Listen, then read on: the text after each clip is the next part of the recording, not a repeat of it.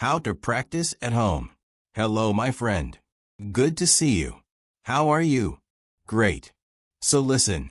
Today, I'm going to give you lots of ideas about how to practice speaking English when you are alone at home. Home Alone sounds like a film. Are you ready? Let's do it. So listen. Today we're going to be looking at how to practice speaking English when you are alone at home.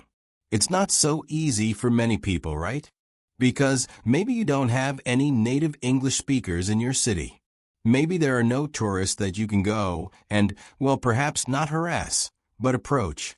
Maybe there are no groups locally where you can go chat and speak English. And maybe you're not ready to go on Skype and try to find some random English person to chat with, somebody you don't know.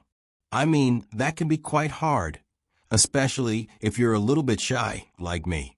So what I want to do today is share with you lots of ideas about how you can practice speaking when you're on your own at home alone, right? Good. Now, if you do know me, you may be thinking, what's that strange orange block over there? That wasn't there before. True. And this is my meditating mat. Sometimes where I sit and meditate, sometimes I don't sit on well, I'm just tidying at the moment, so I couldn't find a place to put it. So right now it's over there. Okay. The truth about speaking is that yes, you can watch videos, you can watch films, you can listen to podcasts. All of that is great, but at some point you need to start speaking. You can speak on your own, but also later you'll need to start interacting and practicing speaking with people. But that's not always easy to do. So right now, today, I'm going to focus on some really practical, simple activities you can do when you're on your own at home to start practicing speaking. The first technique is called Speak into the Mirror, and this is really useful, but it's really simple, right? It's easy because you can do this first thing in the morning when you're brushing your teeth, or well, you can't speak and brush your teeth, but just before you brush your teeth, and in the evening before going to bed when you wash your face. What do you mean you don't wash your face in the evening? Why not? My mother always told me, make sure you wash your face, clean behind your ears, wash your neck, scrub your neck. Yeah, wash your face before you go to bed. It takes all the dust and pollution off your face, apparently. Anyway, that's a great time that you can do it. And this is good, because the key to learning and preparing for IELTS is habit, right? If you can attach your learning to an existing habit, brushing your teeth or washing your face, then it makes it much easier. Now, I used to do this when I was learning Chinese. In the morning, after brushing my teeth, I would just have a few sentences talking about what I'm going to do today in the future, right? Speaking Chinese. Today, I'm going to go to the park. I need to go to the supermarket. I'm going to buy some vegetables. I'm meeting Jack at 6 o'clock. I might go to the cinema, all in the future. Brilliant. And then, at the end of the day, you can talk about what you did or what you have done today. I went to the park. I played football. I went shopping. In the end, I've done a lot. It has been a good day, right? Past tense, present perfect as well. So you can see it's actually great to practice different tenses. It's a bit like writing your diary at the end of the day, right? Which is also a great way to practice writing. But this is speaking in front of the mirror. It's nice. It's reflective learning in many ways. Okay, moving on. The next one I call collocation fun, right? Collocations are words that are often used together, like we talk about heavy rain. Heavy rain in English. We don't say big rain. Today there's big rain. No, there is heavy rain. So these are collocations. Collocation fun is where we're going to practice speaking using a very common teaching method, really based on the task-based approach to teaching. It's based on prepare, practice, present. So we'll be preparing the words, the collocations, practicing sentences, and then presenting a whole talk. Now, the reason I suggest doing this in front of the mirror is that actually, there are great benefits to talking to a mirror. First of all, mirrors don't answer back like young children or wives. But apart from that, when you're speaking in the mirror, You can look at your mouth and see the kind of movements that you're making, which is great. It's useful for pronunciation. You can also check your body language. You may be surprised to see that you speak like that without ever moving your arm, or that you suddenly realize, I'm doing this all the time. That's fine, but being aware of your body language can be quite good. And also, you feel like you're talking to someone. Many people I know, and this happened to me, I practiced for a long time with a book, and when I went to speak to somebody in the foreign language, it was like a shock seeing this face in front of me. Oh my God. But practicing with the mirror, you get used to a face in front of you, right? So it does help. So let's look then. Prepare, practice, and present. Preparing. What I suggest you do here is take a topic, right? A recent topic we were studying in the live lessons with science. Then get some collocations. You can use your course book if you want. You can get onto the internet, or you can go to my channel and watch other content like How to Learn English, My Struggle to Learn English, and others, etc. in here, right? You've got free video lessons. You can go through the free video lessons, and there is a recent one on how to learn English. So you can just listen, right?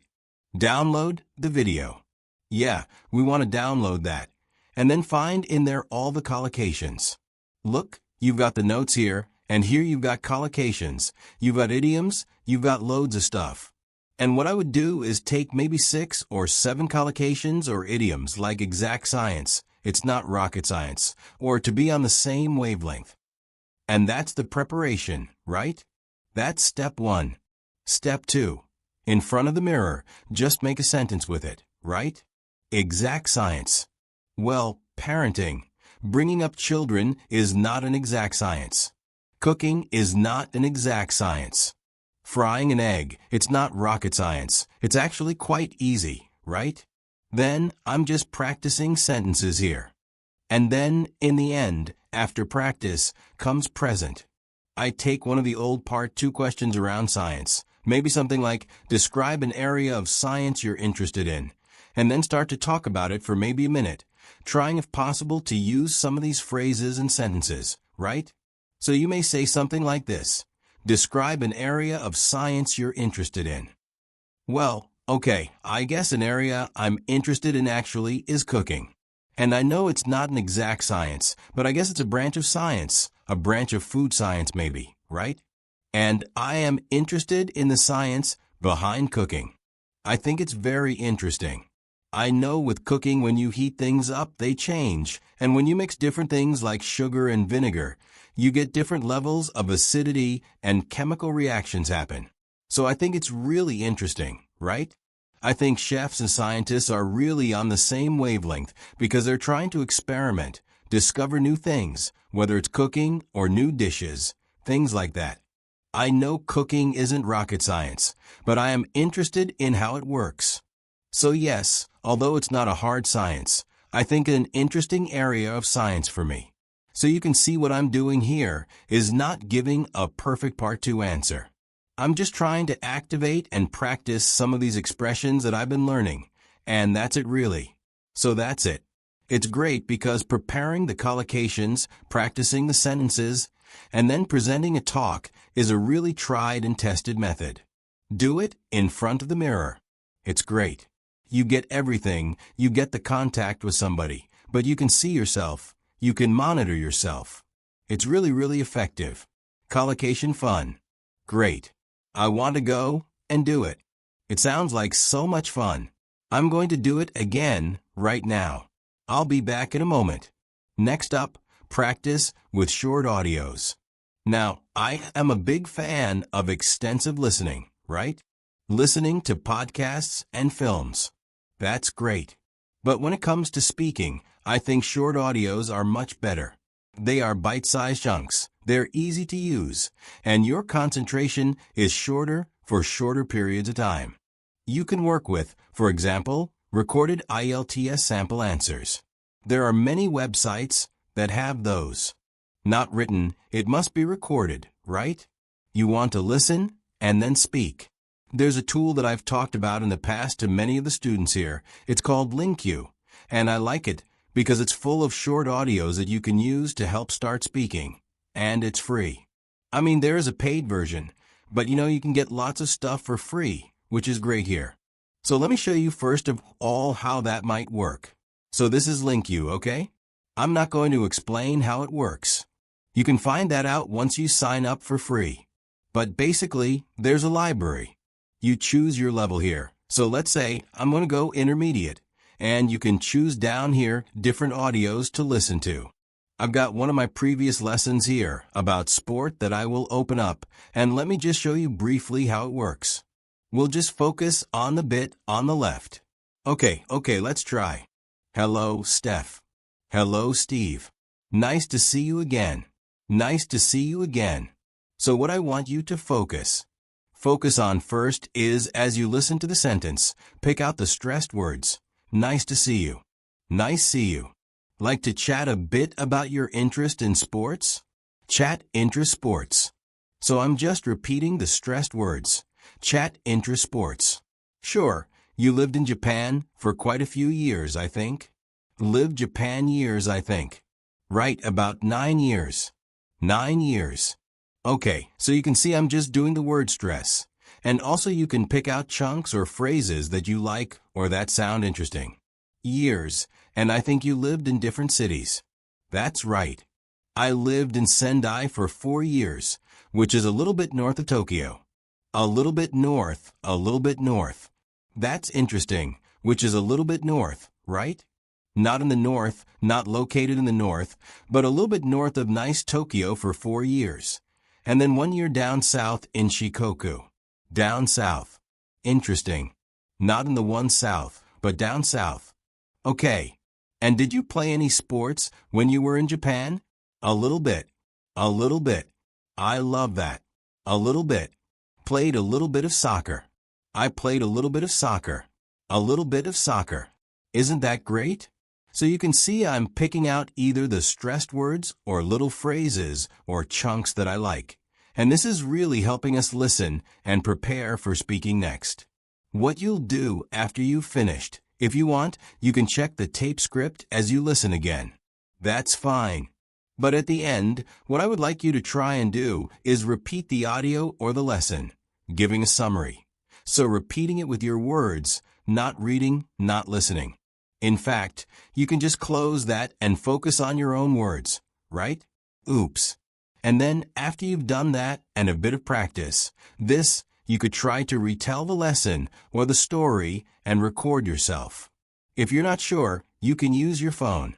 There are mobile apps to record your voice. There's Vakaru, which is also a very simple online voice recorder. And recording yourself is great because it puts pressure on you. And that, my friend, is good. Also, you can then, once you've listened back, go and compare your recording to the original lesson or story with the tape script and see if it's different. Did you make a mistake? Instead of saying a little bit of football, did you say a little bit football, or did you use different collocations, right? Instead of individualized sports, did you say personal sports or something different? That noticing again puts pressure on you, which is great. And it also helps you notice language.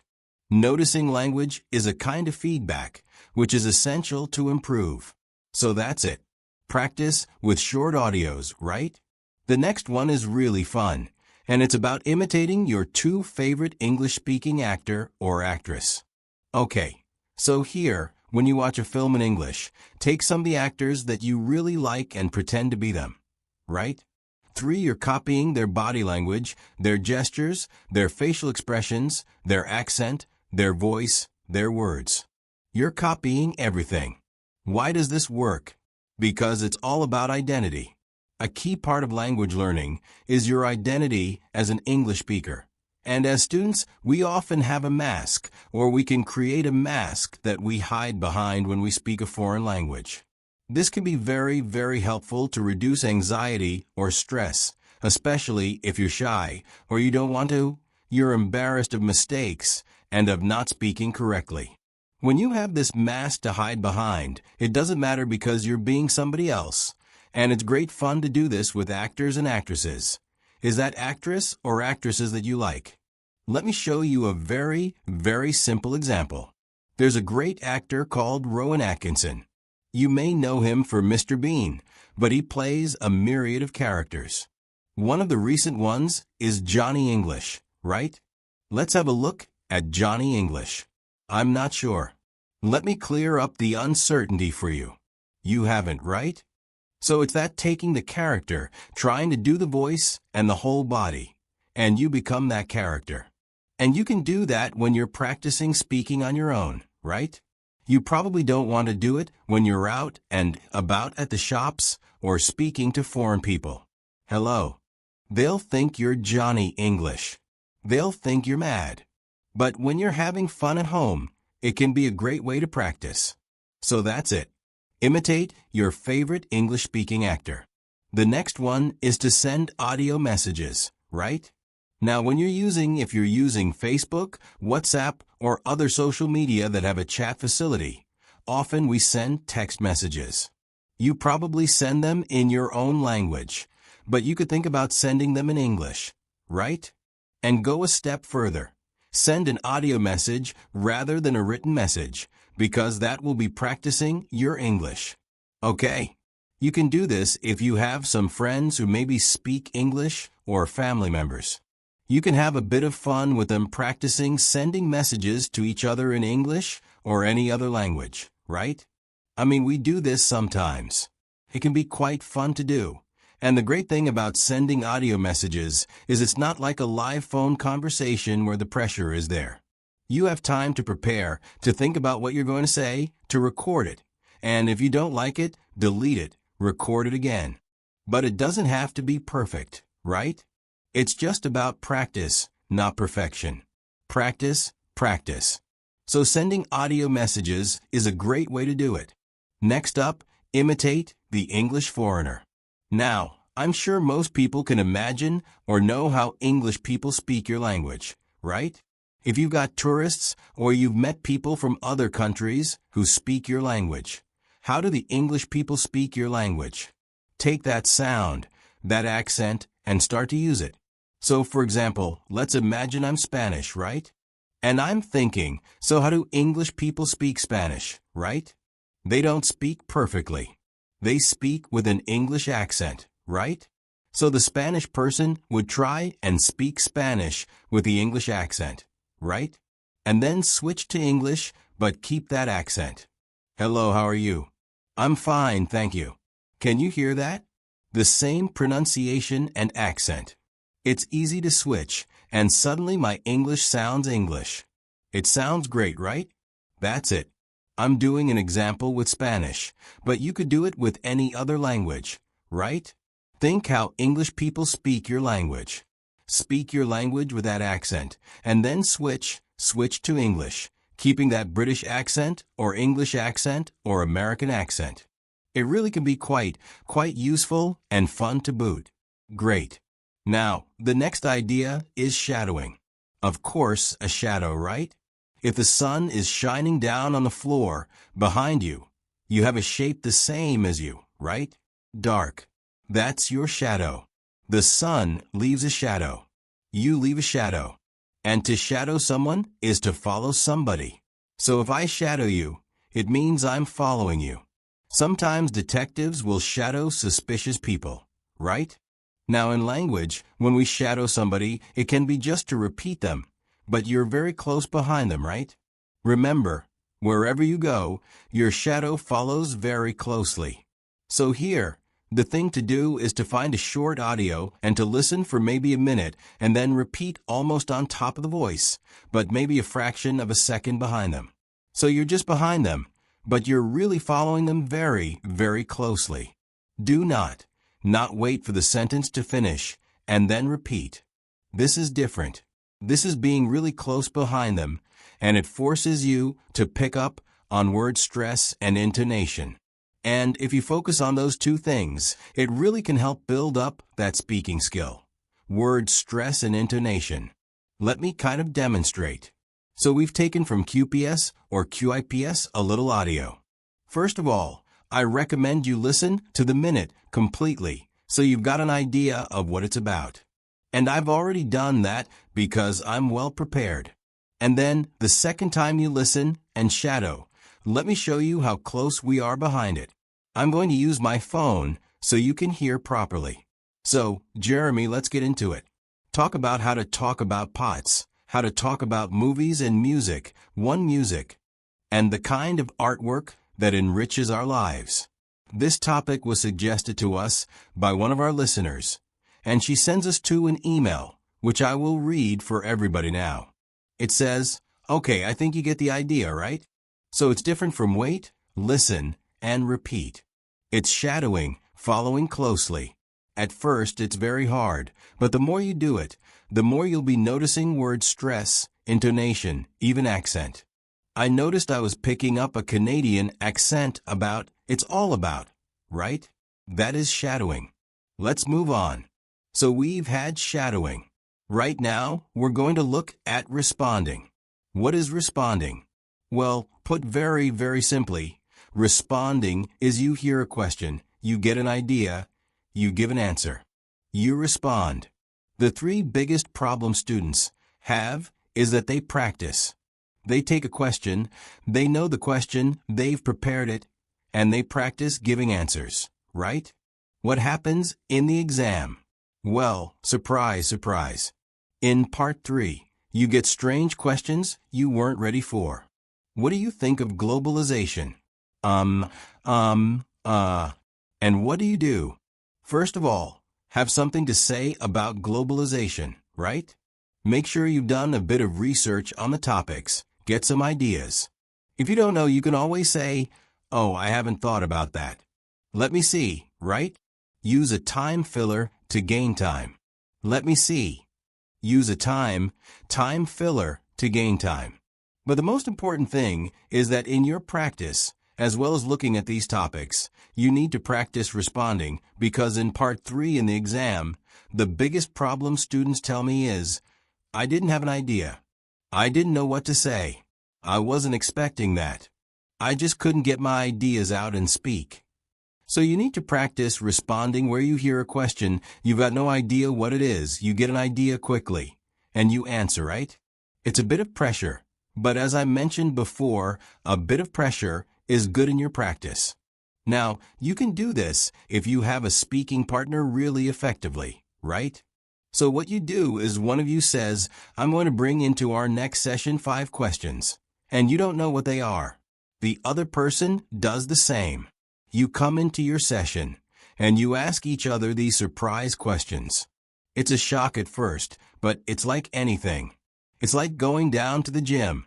You just practice this, and you build up the skill. If you haven't got a speaking partner, you can do a bit of practice on my YouTube channel, right? If you know my YouTube channel, English Spoken Stories, hidden away in the playlists, go on the playlists. There's lots here that you've probably never seen, and at the very bottom, you'll see 2 episodes which are very useful for you, right? And then the next question, let me just play it for you, and you'll see. Let's press shuffle, and it plays automatically. Do you like your hometown? Oh, that's a good question. Do I like my hometown? Yeah, I think my hometown, Manchester, which is up in the north of England, is a very attractive place. There's lots of restaurants and shops. It does attract quite a few tourists as well, and they often come in to see the industrial landscape or the football pitches. We have a famous football team called Manchester United. Do tourists like to visit your hometown? Yeah, there are quite a lot of tourists who come to visit my hometown. So you see what's happening, right? It's just automatically asking me the next question, and I practice responding because I don't know what the questions are. It's shuffle random, so you can practice that. You can also make your own, right? Set up your own YouTube channel.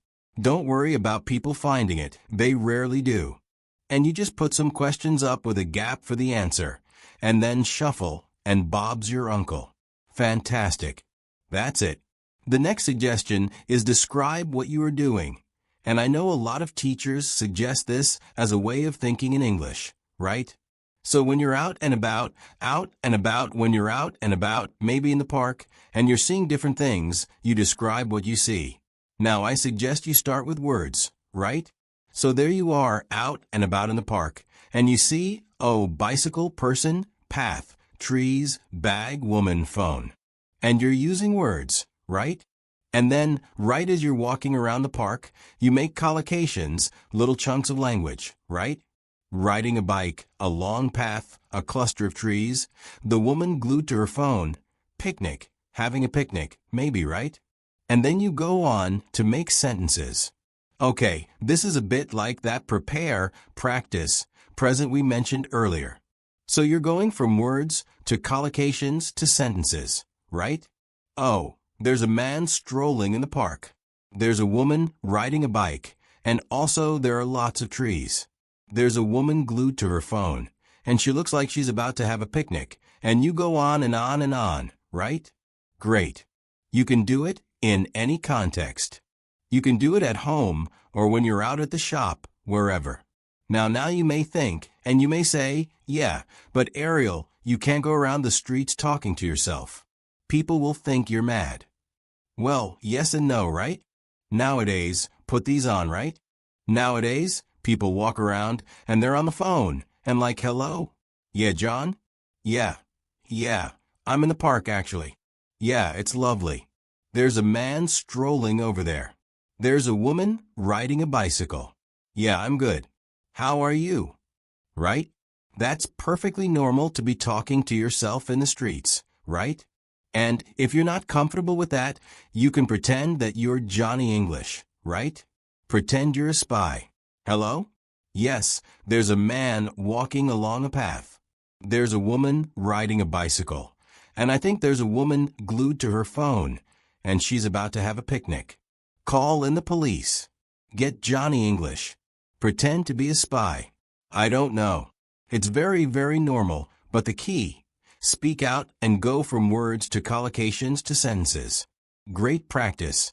You can do it at home as well. I mean, I'm talking about getting some fresh air. Nowadays, that's not so easy, right?